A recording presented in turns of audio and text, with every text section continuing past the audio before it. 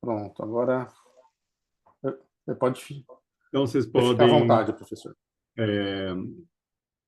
me interromper quando quiserem para fazer alguma pergunta, ok? Vou falar um pouco da hepatite crônica B, então, do manejo e tratamento.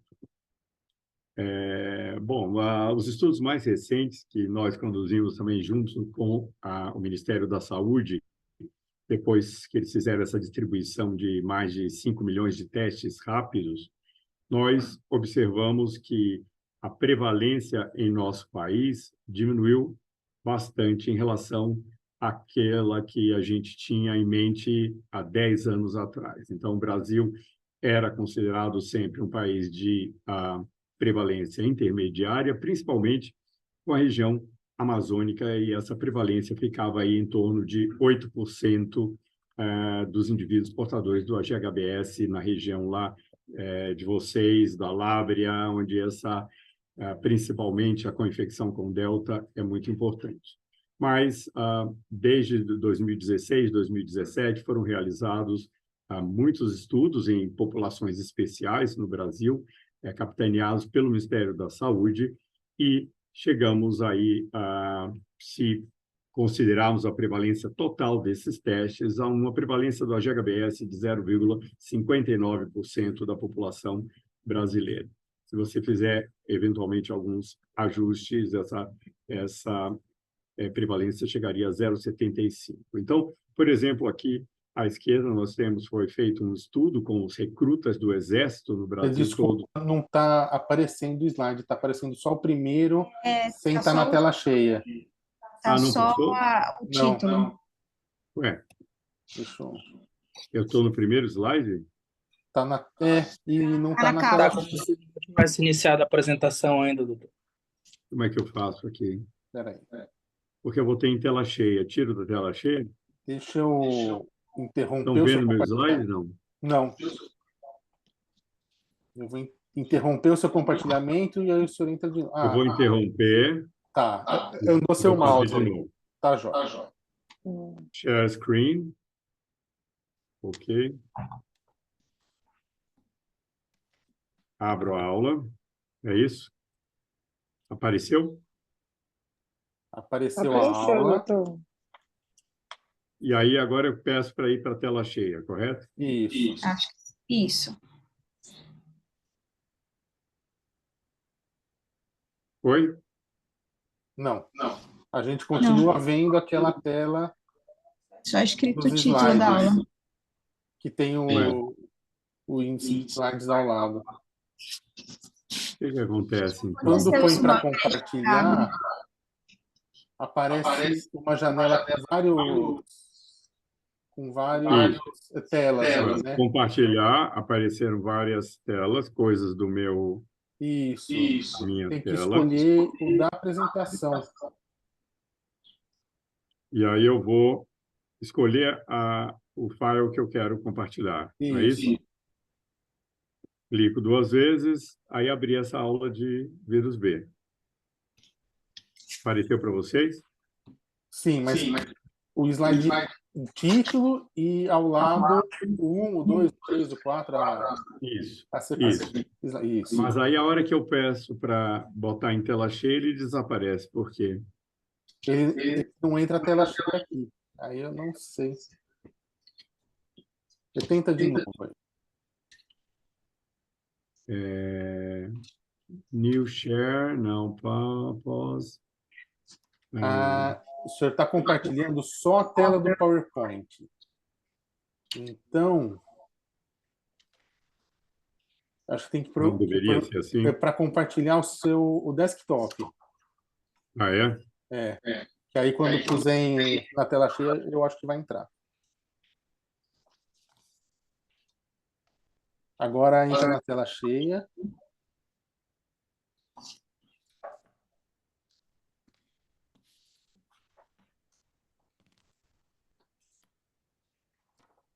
Agora entrou. Entrou. Eu vou mudar de slide. Foi.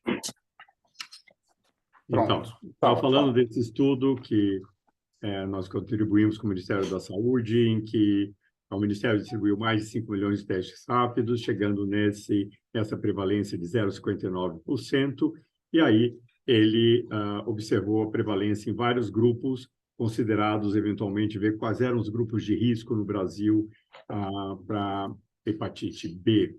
E viram, por exemplo, que nos recrutas do Exército, aqui à esquerda, com menos de 18 anos de idade, a prevalência do AGHBS foi de 0,24% apenas, ou seja, uma população jovem, todos quase homens com menos de 18 anos de idade.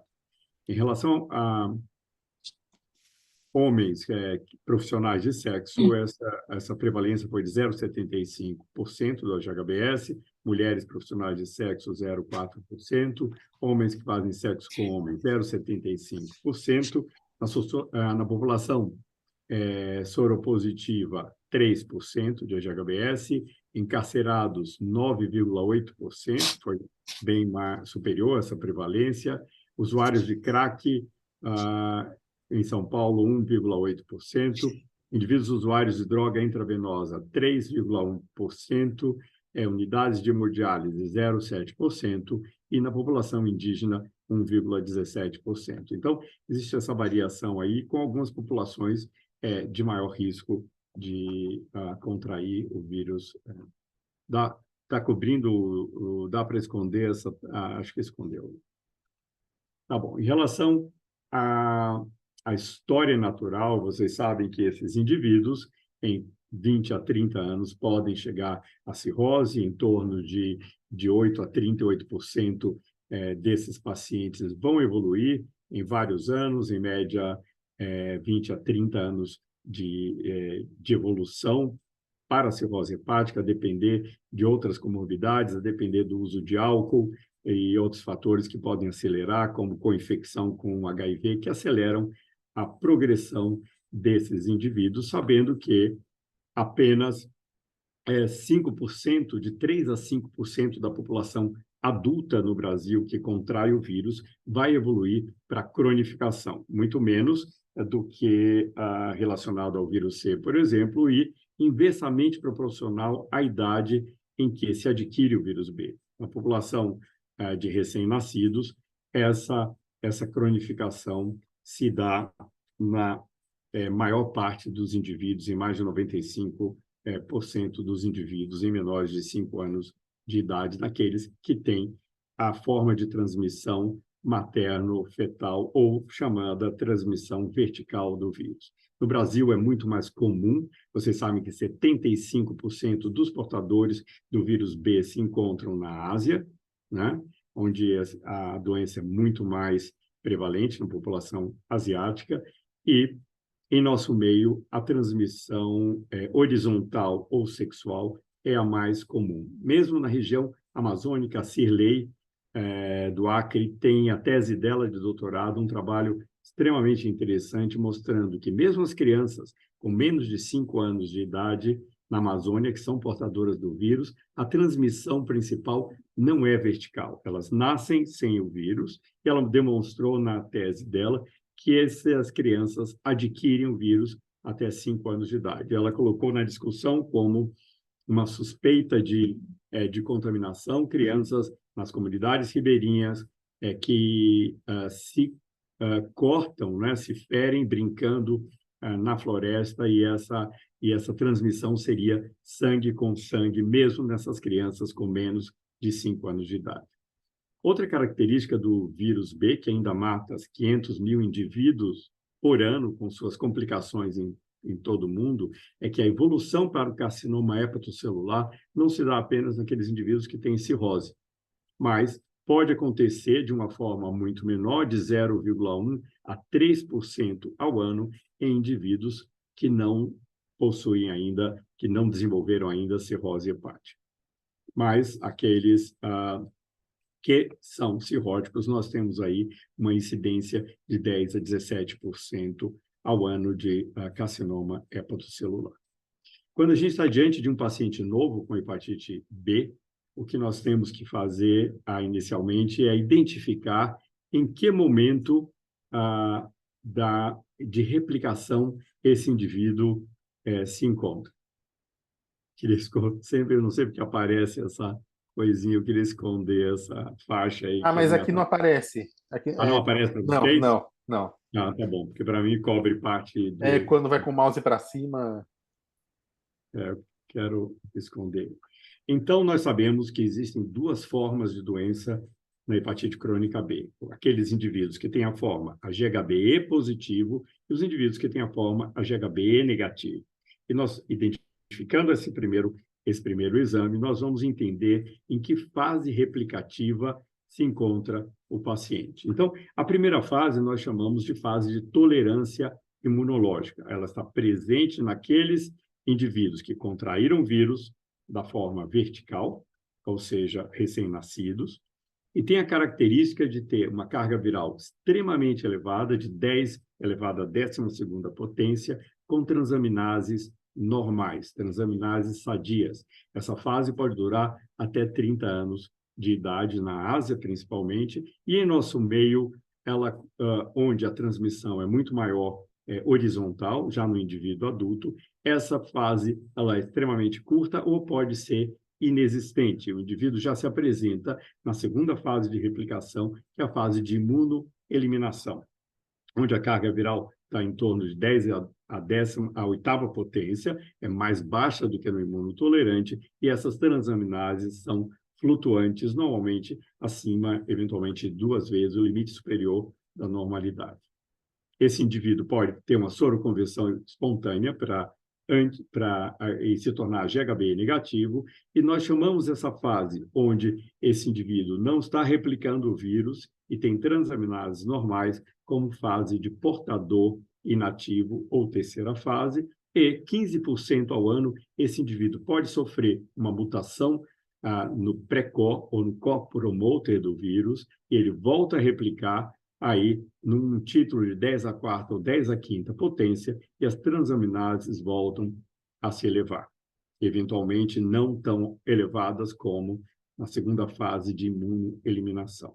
Nem sempre é fácil a gente reconhecer essa fase de replicação com apenas uma consulta. Então, a menos que esse indivíduo esteja descompensado, esteja uma hepatite aguda grave, você não deve ter a pressa de reconhecer e de entrar com tratamento, porque eu sempre digo nas aulas que hepatite B você tem que observar um filme, o que acontece ao longo de um período de pelo menos 6 meses. Muito melhor do que observar uma fotografia naquele momento, naquela consulta que você está fazendo, e já decidir se aquele paciente precisa ou não de tratamento. Porque muitas vezes, nessa última fase de mutante precoce, esses pacientes passam por períodos onde de total normalização da enzima, e ele pode simular, ele pode se esconder como indivíduo na fase de portador inativo, e você, às vezes, diz que esse indivíduo não merece tratamento quando ele merece. Então, é melhor você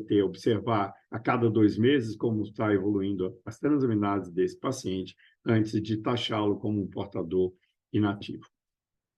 Isso, a Europeia de Fígado, há 2 anos atrás, mais ou menos, ou 3, talvez, decidiu mudar essa classificação e tornar mais fácil o reconhecimento da fase de replicação, chamando essa primeira fase do IgHBE negativo de fase de tolerância imunológica, de infecção crônica, essa fase de imunoeliminação com transaminases elevadas de hepatite crônica, e a mesma coisa para o IgHBE negativo, portador inativo de infecção crônica e o mutante precoce de hepatite crônica. Assim, ficaria mais fácil para a gente entender que na fase de hepatite crônica a gente sempre vai tratar, e na fase de infecção crônica a gente não vai indicar tratamento. Só que a SLD não assumiu, a americana não assumiu exatamente, nós estamos aqui e sugerimos que na nossa próxima portaria, que já deveria ter saído antes da pandemia e não saiu até hoje, nós escrevemos em 2019 essa nova portaria, até hoje não foi lançada, não foi atualizada, mas a gente resolveu deixar as 2 classificações para tornar mais didático essa questão de quem merece tratamento desses pacientes. Uma questão que sempre volta nos diversos, eu acabei de voltar de um de um congresso semana passada só de hepatites virais e sempre existe uma mesa. E por que que a gente não trata um indivíduo na fase de imunotolerância? Por que que esse indivíduo tem uma carga viral tão elevada, passa vários anos da sua vida com uma carga viral tão elevada, transaminases normais, e a gente não indica tratamento nesse paciente? E o que nós sabemos é, primeiro, que realmente esses indivíduos, quando na tolerância imunológica, quando nessa primeira fase, tem essa característica de ter uma carga viral extremamente elevada, mas existem alguns estudos que repetiram a biópsia nesses pacientes, estudos orientais, com diferença de 5 anos, e viram que realmente a maior parte deles permanece com sua biópsia ou em F0, ou fibrose grau 0, ou em fibrose grau 1, e eventualmente aqui nesse estudo, por exemplo, apenas um indivíduo teve uma evolução nessa fase de tolerância imunológica. O que foi discutido, e agora a Ana Locke colocou muito bem, porque fizeram um debate a favor e contra o tratamento, ela diz, você pega um indivíduo de 10 anos de idade, que tem carga viral muito elevada, transaminases sadias, e a perspectiva de vida hoje dele é de 80, 90 anos, você está imaginando que você vai entrar com um antiviral que esse indivíduo vai usar por 70, 80 anos da sua vida esse antiviral. Então, ela acha que, diante da evidência de que esses indivíduos de intolerância imunológica realmente não evoluem ou evoluem muito lentamente, que hoje a gente não tem base científica, nem tem a droga ideal para tratar esses indivíduos.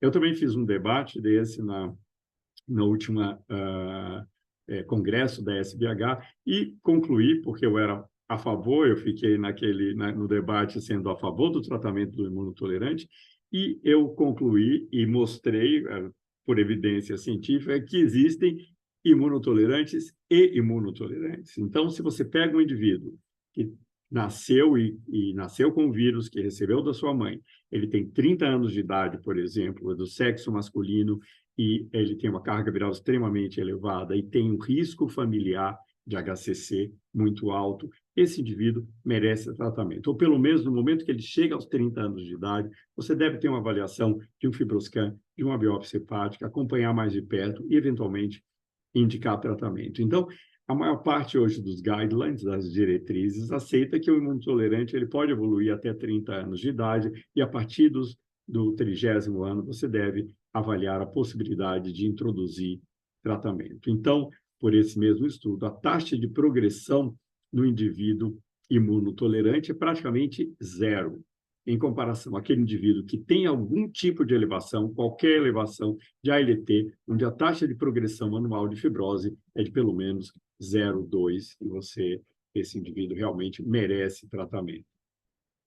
Ao mesmo tempo, quando a gente vai avaliar aqueles indivíduos com transaminases normais que receberam tenofovir ou lamivudina por até 4 anos aqui nesse estudo, tem uma taxa de soroconversão que é extremamente baixa, ou seja, esses indivíduos realmente, segundo a Ana Locke, vão passar muitas décadas recebendo um antiviral com uma chance de soroconversão do HB muito baixa. E, portanto, até hoje não existe um consenso que nós devamos tratar esse indivíduo na fase de tolerância imunológica, a não ser que ele tenha acima de 30 anos ou um risco familiar muito elevado para HCC. Diferente do portador, por exemplo, na África, onde vocês sabem que o risco de HCC é extremamente elevado, principalmente pela associação do vírus B com aflatoxina, que lá é muito comum, e esse indivíduo já merece um rastreamento para HCC a partir dos 20 anos de idade. Portanto, eventualmente, você deve pensar em tratá-lo mais precocemente. A Giovanna Fatovic tem vários estudos de história natural do vírus B, onde ela mostra realmente, no acompanhamento de 25 anos desses indivíduos portadores do vírus, aqueles portadores inativos realmente têm uma sobrevida que é igual à da população geral. Em 25 anos, 95%. Portanto, os portadores inativos não têm indicação de receber tratamento. Já aqueles indivíduos com hepatite crônica, seja GHBE positivo como a GHBE negativo, têm uma sobrevida aí de 40% a 50%, e por isso, em 25 anos, esses pacientes merecem tratamento, seja a GHBE positivo ou a GHBE negativo.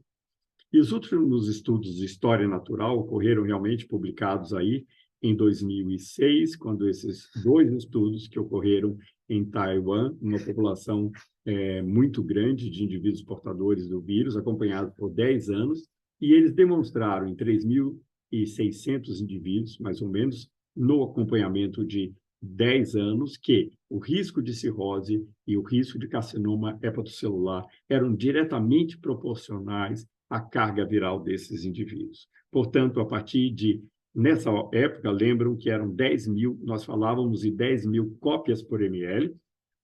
Depois, isso foi universalizado em unidades internacionais por ml. Então, onde a gente lê 10.000 cópias, nós estamos observando hoje 2.000 unidades internacionais. Então, indivíduos acima de 2.000 unidades internacionais têm um risco que começa a ficar muito mais elevado, de desenvolver cirrose em 10 anos ou de carcinoma hepatocelular em 10 anos. E, portanto, é praticamente não ético você não oferecer tratamento a um indivíduo com hepatite crônica B. Aqui, outros estudos mostrando exatamente a mesma coisa, o risco no imunoativo de fazer, e mostrando interessante, porque aí você me pergunta, o imunotolerante, por exemplo, aqui à direita, tem uma carga viral superior a 8 logaritmos, mas esse indivíduo tem uma incidência acumulativa de carcinoma hepatocelular muito baixa. Portanto, realmente é um indivíduo na fase de imunoatividade, aquele que está acima de 10 à quinta até 18ª potência, 10 à quarta, 19ª potência, aquele indivíduo que tem o maior risco ao longo do tempo de desenvolver cirrose e carcinoma hepatocelular. Então, aquele indivíduo realmente merece tratamento. Esse é um estudo clássico do Liao, um estudo já de 2004, bastante antigo, mas que a gente mantém mostrando que esse foi o último estudo que comparou lamivudina a placebo e foi interrompido antes do final do estudo, porque a diferença era tamanha em termos de progressão de doença, que se tornou totalmente antiético. O estudo foi parado porque se considerou antiético manter esses pacientes em placebo, em uso de placebo. A partir daí, de 2004, todos os pacientes tiveram com replicação viral, com atividade de doença, passaram a ter indicação de tratamento. Então, a gente diria, quem são esses indivíduos que merecem ser tratados? E quais são os nossos objetivos no tratamento?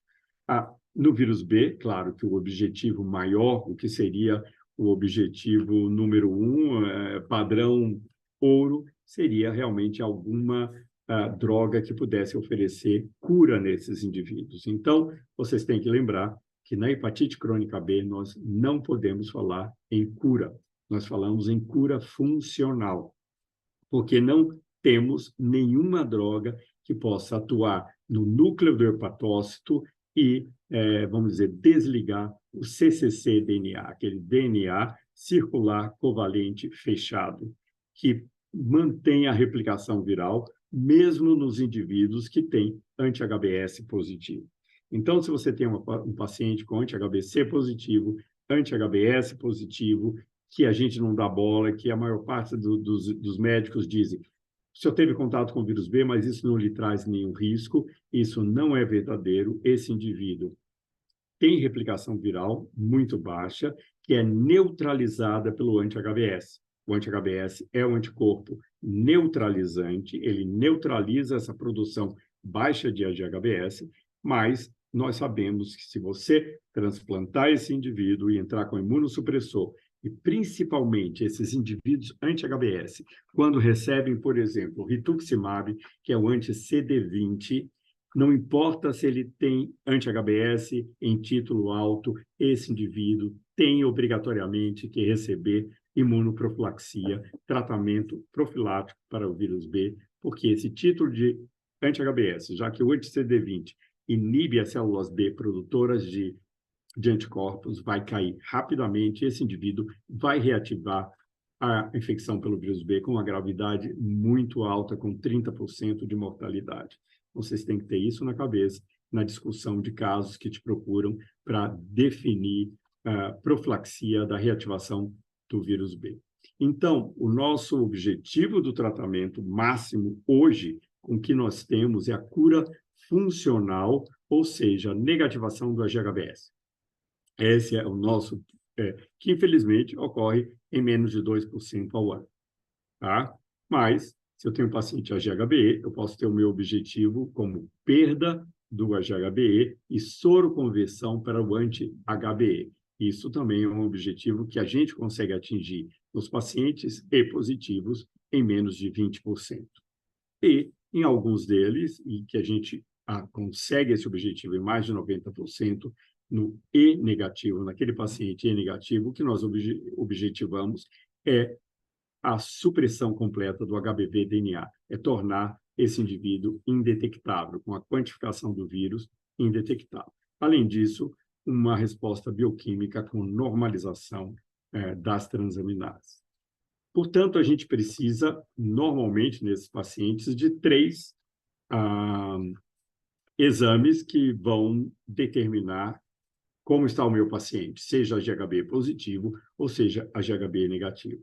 Eu vou observar como está a replicação dele, então eu vou pedir um HBV-DNA quantitativo para ver se ele replica acima de 20.000 naquele indivíduo E positivo ou acima de 2.000 unidades naquele paciente E negativo. Eu vou observar se ele tem transaminases sadias ou transaminases elevadas, e nós estamos lutando na nossa portaria para tirar aquela elevação acima de 2 vezes o limite superior da normalidade e tornar, como no guideline europeu, qualquer elevação de ALT, e como está o meu paciente de fibrose. Eu preciso, pelo menos, afastar que o meu paciente tenha uma cirrose. E, para isso, eu posso usar os métodos não invasivos, por exemplo, a elastografia por fibroscan, ou até mesmo um FIB4 ou um APRI, que é muito fácil de ser realizado em cada consulta desses pacientes.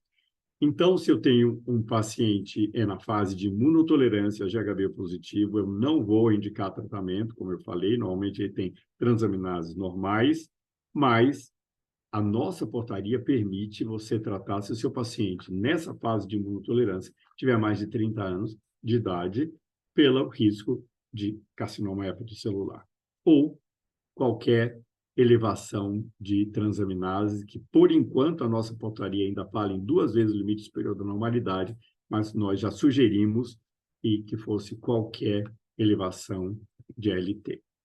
No paciente negativo, o portador inativo, obviamente, nós não vamos tratar, e na fase de mutante precoce, essa 4ª fase, nós, então, utilizamos o corte de 2.000 unidades internacionais, e acima disso você vai tratar esse paciente, ele não vai ser mais um portador inativo que deve ter menos que 2.000 unidades internacionais de vírus, e qualquer elevação de transaminase você deve tratar esse indivíduo nessa 4ª fase.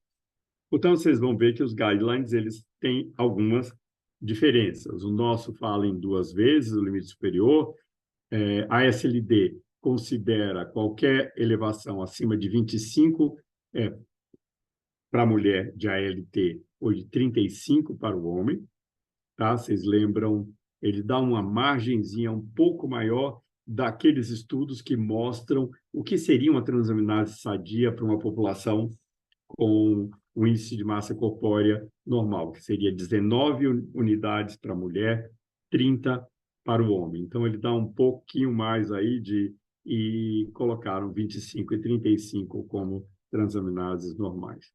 ISO considera 40 o limite superior da normalidade ALT e trata qualquer indivíduo acima desse valor. E a PASO, que é da Ásia-Pacífico, também considera qualquer anormalidade acima do limite superior. E foi isso que nós sugerimos para a próxima diretriz brasileira do PCDT. Trazer isso 2020, eu acharia que já estaria em prática essa portaria, mas levar para qualquer elevação. Isso por quê?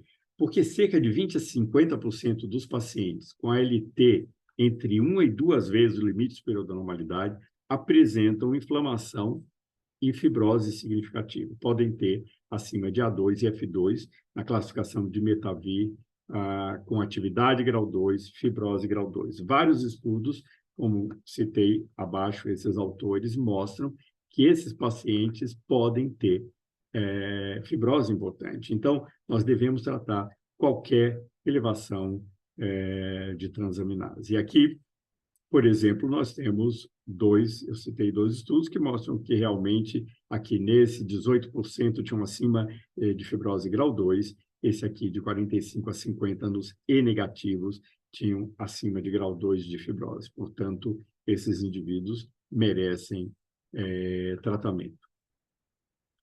A mesma coisa, pacientes com ALT normal, que também podem mostrar, principalmente porque vocês observam aqui em nosso meio, por exemplo, pacientes que fazem exame no Einstein, que você vê onde eles consideram valor de referência de transaminase normal de 56. Quer dizer, não existe um indivíduo jovem, vocês, residentes jovens, sem sobrepeso, que tem uma transaminase de 60 e você possa considerar, não está vermelhinho porque está dentro do valor de referência desse laboratório, então eu vou considerar como transaminase normal. Eu sempre digo aos residentes que, em termos de hepatites, nós temos que pensar em transaminases sadias.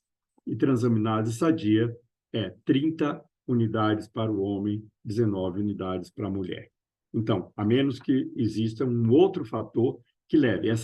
Esses valores de referência, gente, foram construídos na década de 60 em doadores de sangue, onde, numa época que não se conheciam esses outros fatores que elevavam as transaminases, como sobrepeso, obesidade, diabetes, esteatose, esteatohepatite, quer dizer, então, hoje, já existem estudos de 2010, 2011, reconstruindo essa curva de Gauss normal na população de doadores de sangue, mostrando, então, esses valores. Foi de onde a SLD retirou esses valores de transaminases sadias e mostrou que qualquer coisa acima disso, o paciente pode ter uma fibrose significativa na biópsia hepática. Então, a nossa portaria deveria aceitar o tratamento, indicar o tratamento para qualquer elevação de transaminase.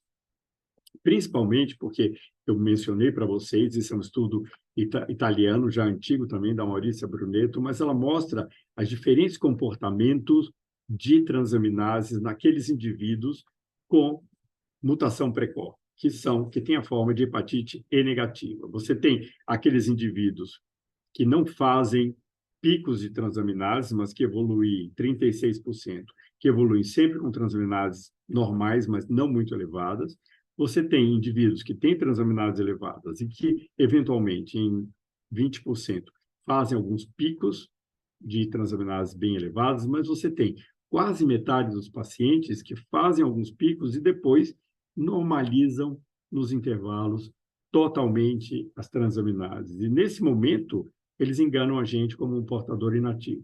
Por isso que eu mencionei para vocês, observem, não tenham a correria, assim, não queiram ter a pressa de tratar logo, de entrar com o tratamento, observem durante algum período esse indivíduo, se ele aparece com transaminase normal e negativo, principalmente se for um pouco mais velho, faça algumas transaminases, algumas determinações num período pelo menos de 6 meses antes de determinar em que fase de replicação se encontra o seu paciente. Lembrar também que, independente desses valores de ALT e DNA, existem algumas outras indicações para tratamento no indivíduo com hepatite crônica B. Uma história forte familiar de HCC, você deve indicar tratamento mesmo mais precoce nesse indivíduo. Aqueles indivíduos com co-infecção, seja com HIV ou com vírus C, indivíduos que têm manifestações extrahepáticas, o vírus B, assim como o vírus C, ele infecta também linfócitos. Você pode ter indivíduos com artrite, vasculites, principalmente glomerulonefrite pseudomembranosa, ligado à crioglobulinemia mista, que é comum no vírus C, pode aparecer também no vírus B. Indivíduos com linfoma non-Hodgkin de células grandes, isso é uma complicação, é uma manifestação extrahepática. Então, todos esses indivíduos, independente do grau de fibrose que eles tenham no fígado, eles têm indicação de tratar. Assim como indivíduos com hepatite aguda grave, que estão evoluindo com gravidade, você não deve esperar, deve entrar com antiviral. Aqueles indivíduos com cirrose ou descompensação do fígado merecem tratamento independente da carga viral. Então, muitos grupos e diretrizes tratam qualquer cirrótico, mesmo por vírus B, mesmo que ele tenha uma carga viral indetectável. Ou aqueles indivíduos com biópsia que vocês demonstram atividade e ou fibrose grau 2, ou nós utilizamos o corte, foi utilizado na nossa portaria, de 7 kPa para determinar essa fibrose grau 2, mas nós sabemos que existe margem de erro, existem indivíduos que têm 6,5 aí em quilopascal, então não deve ser usado como dado isolado. Eu sempre digo que a elastografia é uma arma, uma ferramenta que a gente deve associar a todas as outras características, a todas as outras exames laboratoriais e clínica do paciente para ajudar no nosso raciocínio, mas não pode ser recebido como algo estanque aí. Então, existem muitos pacientes com F2 que estão abaixo desse corte.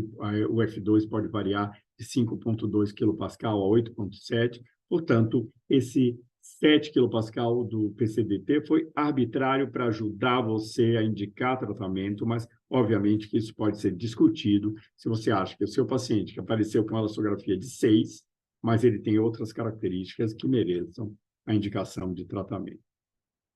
E como nós vamos fazer esse tratamento? Nós temos aí os dois interferons pegylados, alfa-2A e alfa-2B, que, infelizmente, em nosso meio e nosso país foram esquecidos. Eu ainda acho que o interferon pegylado é uma excelente droga para aquele indivíduo E positivo, que tem características de boa resposta ao tratamento com interferon, e temos o tenofovir e o entecavir. Eu vou falar um pouco também do TAF.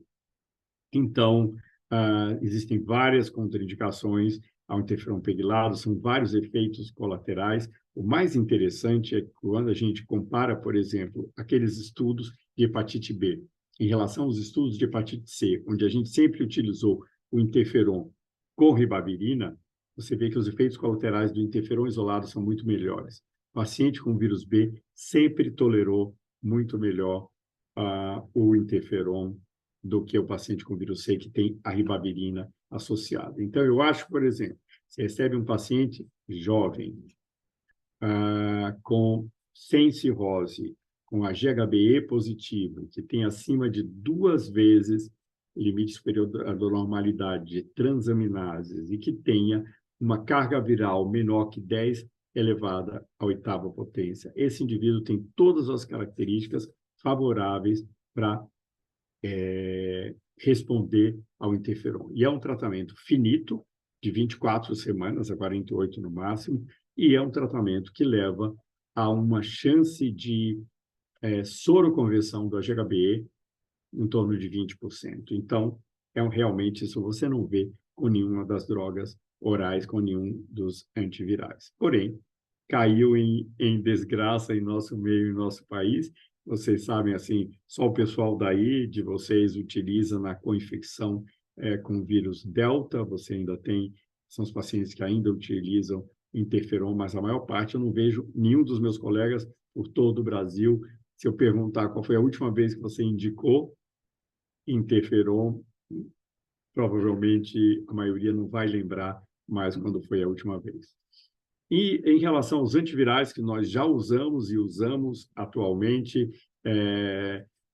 nós começamos a tratar com lamivudina no passado, depois veio o Adefovir, depois até o Bivudina entrou no mercado, e no final ficaram no mercado Entecavir e Tenofovir, um análogo de nucleosídeo, o Entecavir. O Tenofovir é um análogo de nucleotídeo. Eles têm algumas características diferentes, mas a principal característica dos dois, que levou a eles serem eleitos para drogas de escolha, são a sua excelente barreira genética. Em relação aos outros, na lamivudina, por exemplo, em 5 anos você tem mais de 60%, 70% de resistência, de mutações de resistência à lamivudina. Quer dizer, foi uma droga excelente, salvou no transplante. Eu lembro quando eu fui aos Estados Unidos fazer meu pós-doc, fui trabalhar com vírus B e vírus C no pós-transplante hepático, porque eu ficava realmente horrorizado com a mortalidade que esses pacientes tinham. Você imagina que a sobrevida de um ano de um paciente transplantado por vírus B antes da era dos antivirais era de 49%. Ou seja, mais da metade já tinham morrido com a recidiva da doença. Então, eu cheguei nos Estados Unidos exatamente quando a lamivudina entrou no mercado e realmente mudou totalmente a sobrevida e a história natural desses pacientes no pós-transplante hepático. Hoje, então, o Entecavir, tenofovir tem excelente, é praticamente zero.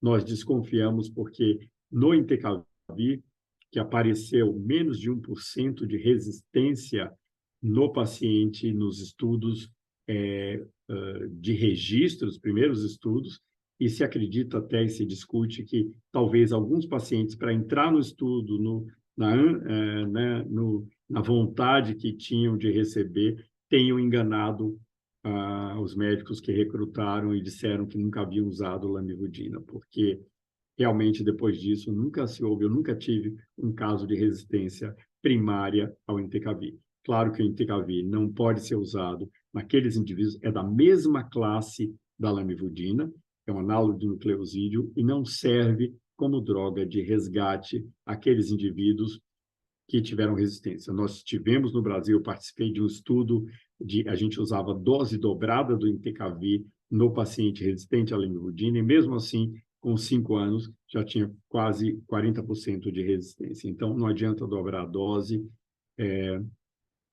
E é muito interessante que naquele paciente descompensado, quando nós fizemos o estudo do Entecavir, a dose é de 1 miligrama, e na nossa portaria se assumiu essa dose de 1 miligrama. Mas isso não existe, na verdade, nenhuma base científica para isso. É que esse estudo também aceitava indivíduos que já tivessem usado lamivudina. Então, se preconizou que a dose era de 1 miligrama. Mas a verdade é que não existe nenhum estudo que tenha mostrado superioridade de 1 miligrama versus 0,5, que é a dose do Entecavir. Mas o Entecavir, praticamente, hoje a gente tem dificuldade de só aqueles indivíduos que estavam usando antes, que o Brasil se propõe ainda a comprar, porque deixou de ser, a Bristol Myers não traz mais para o Brasil, e eu acho que o governo brasileiro importa o genérico da Índia. Então, naqueles pacientes E positivos, nós temos, se o seu paciente é compensado, né, e não tem contraindicação para usar o interferon pegilado, mas isso é uma opinião pessoal, eu acho que existe um subgrupo de pacientes que se beneficiaria. Se eu fosse o paciente, eu gostaria de usar, com essas características, eu gostaria de usar o interferon pegilado, que a chance de uma soroconversão em 6 meses de uso é bastante alta.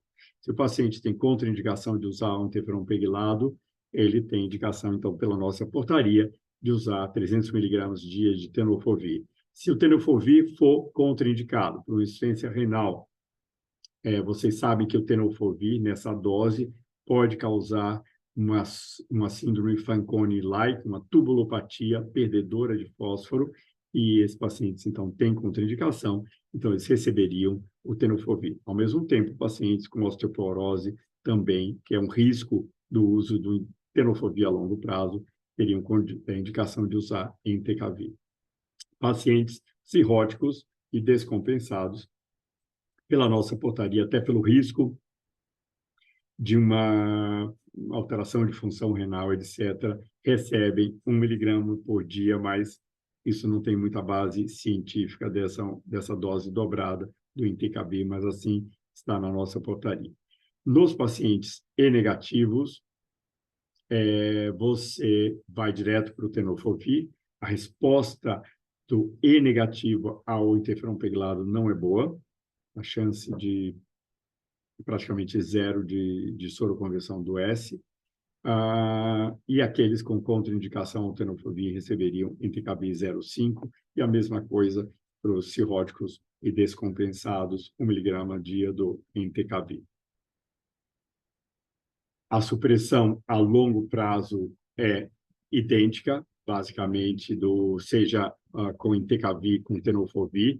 Existem, vocês vão ver, sempre uma outra indústria tentando dizer que existe uma diferença no aparecimento, na incidência acumulativa de HCC, que seria menor no Tenofovir do que no Entecavir. Eu acho que os estudos que mostraram isso são estudos que têm o viés, que têm viés de confusão, porque se vocês imaginam que na nossa portaria os mais graves utilizam o Entecavir, são aqueles descompensados, com maior tempo de doença, obviamente que a incidência deve ser maior de HCC nessa população mais grave, mais com doença mais avançada, descompensada.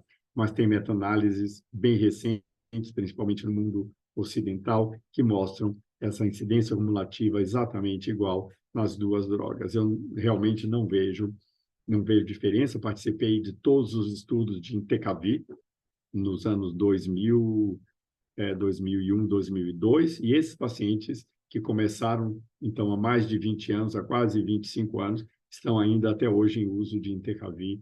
Eu nunca tive a impressão dessa incidência maior de HCC.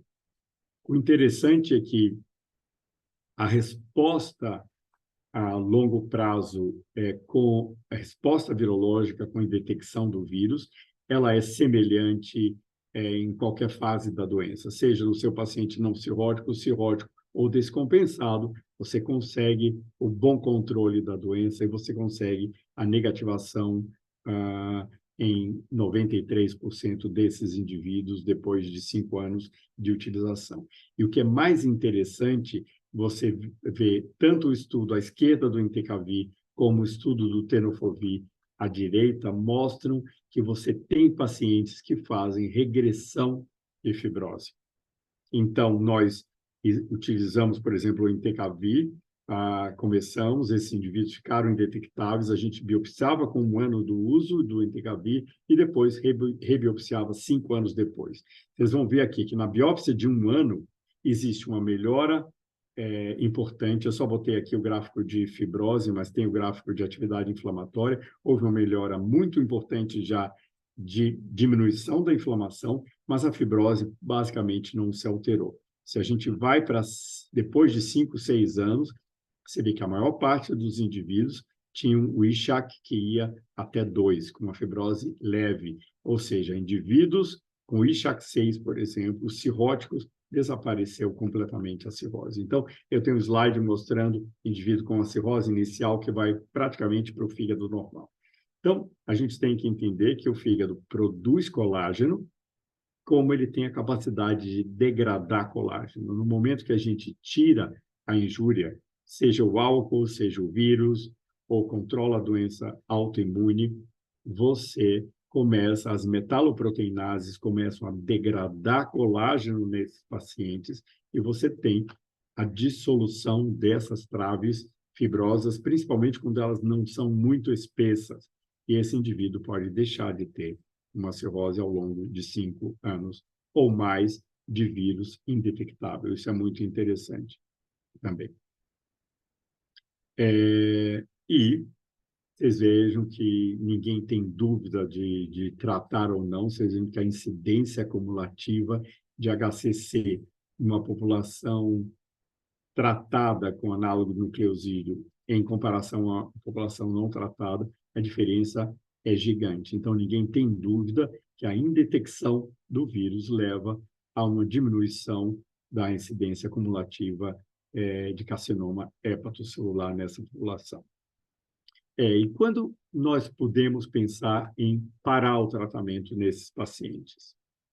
1 ano após a soroconversão sustentada do AGHBE, então você entrou com antiviral, se o paciente é AGHBE positivo, você trata ele e ele soroconverte, ele negativa o E, ele positiva o anti-HBE e você acompanha ainda, trata com o antiviral por mais 1 ano, ou seja, ele tem uma soroconversão sustentada, depois de 1 ano ainda de tratamento, e aí você está autorizado a interromper o tratamento. Isso é controverso. Tem indivíduos que dizem que nunca vão interromper. Se o meu paciente não é cirrótico, eu interrompo o tratamento nessa condição de soroconversão. Se o meu paciente é cirrótico, eventualmente eu não suspendo o tratamento. Nos estudos do Entecavir, mesmo em cirrótico, era preconizado a interrupção e eu não tive problema nesses que foram interrompidos. Porém, tem grupos que discutem, que acham que não deve nunca suspender o tratamento. E no indivíduo AGHBE negativo, que tem a forma negativa da doença, 12 meses após a negativação do AGHBS, com ou não formação de anti-HBS, você poderia tentar a parada nesses pacientes não cirróticos. E observar, se ele tiver uma recidiva com carga viral e elevação de transaminase, você pode voltar a tratar esse paciente. Na China, por exemplo, o governo garante 2 anos de tratamento nesse paciente HB negativo e todos são obrigados a parar. E, realmente, a maior parte que eles param o tratamento 2 anos depois, tem recaída da doença, tem a recaída da replicação viral, e eles voltam a usar o tratamento. Mas eles tentam economizar esses, eventualmente, 20% que conseguem parar totalmente o tratamento após 2 anos.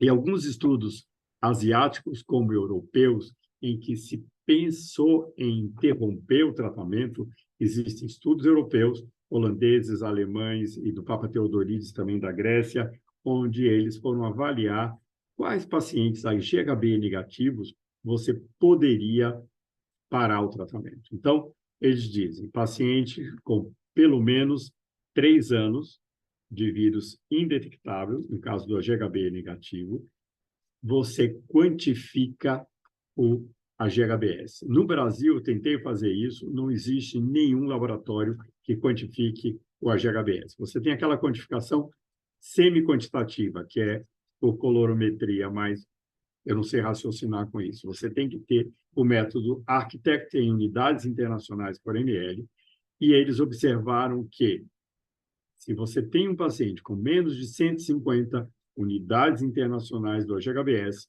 em uso do antiviral em uma idade abaixo de 55 anos, a chance de você parar o tratamento e não ter uma recidiva viral é muito boa. São esses pacientes aqui. Ou seja, você tem, nessa população, com AGHBS, título de AGHBS muito baixo, uma chance de 30% de perda desse AGHBS.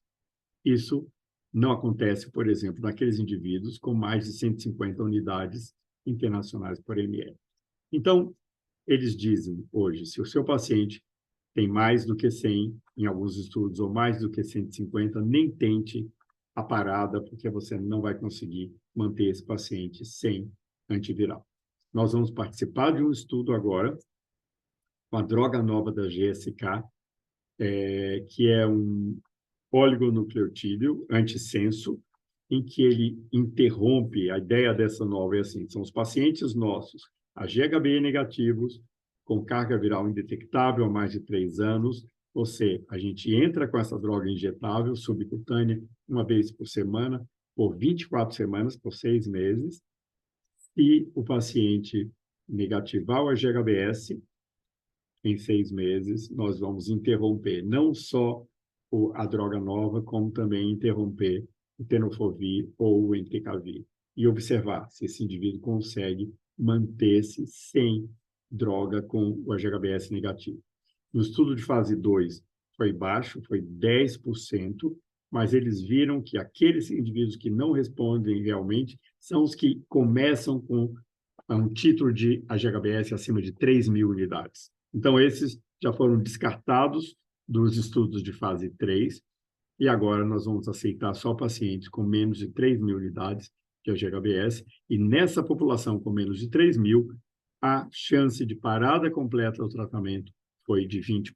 Então, hoje, As novas drogas que estão sendo desenvolvidas, todas são drogas praticamente que têm atuação no AGHBS, na produção do AGHBS. Porque o que esses antivirais, né, fazem, que nós usamos hoje, tenofovir e entecavir, eles bloqueiam a replicação do HBV-DNA, mas eles não têm absolutamente nenhuma ação nos títulos de AGHBS. Então, nós precisamos agora adicionar novas drogas que estão sendo desenvolvidas e que agem no AGHBS. E assim, eventualmente, conseguem, talvez, nocautear esse vírus totalmente e fazer com que ele não produza mais o antígeno S.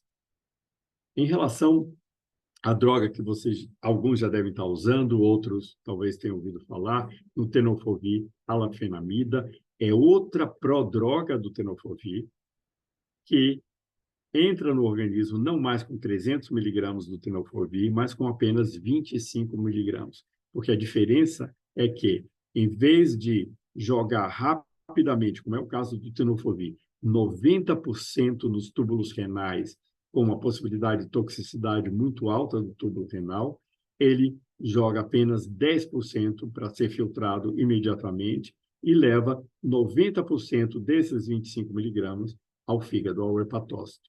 E, portanto, a quantidade de tenofovir que chega ao hepatócito com uma dose que é 10 vezes menor é a mesma. E, portanto, a toxicidade do TAF, do tenofovir alafenamida, é muito menor. E nos Estados Unidos, praticamente, já foi substituído, inclusive em combinação com a entricitabina, que formava o Truvada, que hoje tem um nome que agora me esqueci, mas que é um Truvada com TAF e entricitabina, não mais com tenofovir, porque o risco de osteoporose, osteomalácia e de tubulopatia é muito menor. E, portanto, nós já foi emitida uma nota técnica pela nossa portaria, onde você pode pedir a substituição do tenofovir pelo TAF em condições especiais. E eu pedi recentemente, eu tinha contado ao Rafael que eu tinha pedido para um transplantado que tacrolimus com tenofovir, muitos anos de transplante, mais de 10 anos de transplante, já entrando em insuficiência renal, e eles agora, então, autorizaram, mediante a essa nova nota técnica aí, como foi apresentado um estudo em transplantados o ano passado na SLD, eu enviei um relatório e pedi a substituição do tenofovir pelo TAF. Eu muito preocupado, claro, com a insuficiência renal nesse paciente.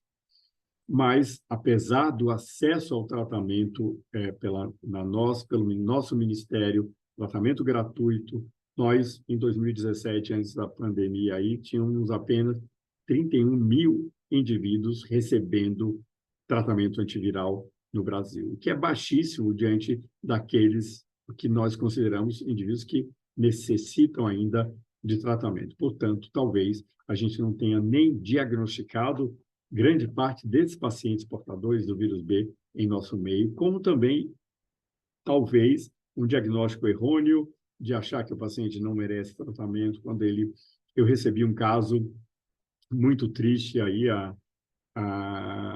no meu ambulatório de uma sobrinha de uma paciente minha com vírus C, com cirrose por vírus C, que achou que a sobrinha tinha a mesma coisa que ela, trouxe para o nosso ambulatório, e nós vimos que, na verdade, era uma moça muito jovem, com 34 anos, mais ou menos, que já chegou com ascite, uma carcinomatose peritoneal, porque ela passou anos em um convênio em que ela fazia os exames, ela tinha uma carga viral de 350 mil, mais ou menos, unidades internacionais, mas ela sempre teve transaminases normais. Infelizmente, sempre o médico que acompanhava ela, que acompanhou durante muito tempo, dizia que ela tinha transaminases normais, que ela não tinha indicação de tratar, que ela tinha uma carga viral extremamente elevada, e ela passou anos assim, perdeu o convênio, aí passou mais uns 3 anos sem acompanhamento, e quando chegou para a gente, foi um dos casos que mais realmente me entristeceu, assim, porque é uma moça muito jovem, que nós não fizemos nada, colocamos ela em cuidados paliativos, já com a carcinomatose peritoneal por um HCC extremamente agressivo numa paciente que deveria ter iniciado o tratamento antiviral há muitos anos.